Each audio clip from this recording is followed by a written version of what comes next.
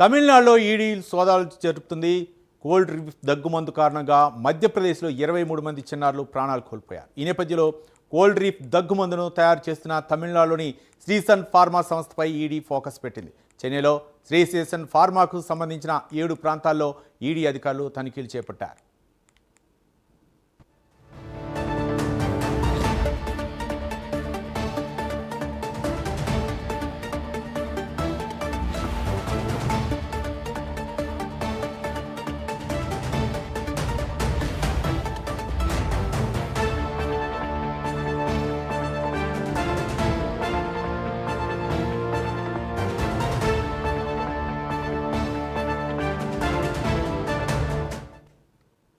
చిన్నారుల మరణాలకు కారణమైన కోల్డ్ రిలీఫ్ దగ్గుమందును తమిళనాడులోని కాంచీపురానికి చెందిన శ్రీసన్ ఫార్మా యూనిట్ తయారు చేసింది.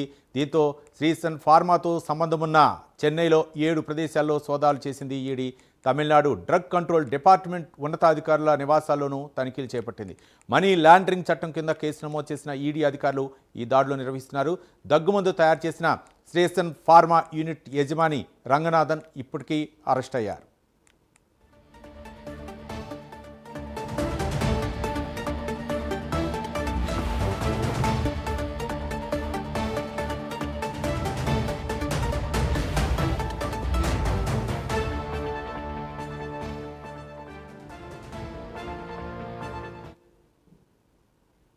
కోల్డ్ రిలీఫ్ సిరప్లో 48.6% అత్యంత విషపూరితమైన ఇథైన్ గ్లైకాల్ ఉందని తేలింది. దగ్గు, జలుబు, జ్వరాలతో వెళ్లిన చిన్నారులకు డాక్టర్లు కోల్డ్ రిలీఫ్ సిరప్ను సూచించారు.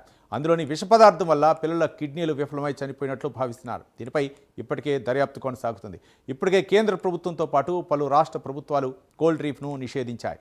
మరోపక్క ఔషధ తయారీ సంస్థగా ఈ కంపెనీ కేంద్ర పోర్టల్లో రిజిస్టర్ కాలేదని దర్యాప్తులో అధికారులు గుర్తించారు. ప్రపంచ ఆరోగ్య సంస్థ ఇచ్చే గుడ్ మ్యానుఫ్యాక్చరింగ్ ప్రాక్టీస్ సర్టిఫికెట్ లేకుండానే దశాబ్దాల పాటు ఫార్మా సంస్థ నడిచేందుకు తమిళనాడు ప్రభుత్వం అనుమతి ఇచ్చినట్లు తెలుస్తోంది. దీంతో శ్రీసన్ ఫార్మా కంపెనీ వ్యవహారంపై పెద్ద ఎత్తున చర్చ నడుస్తోంది.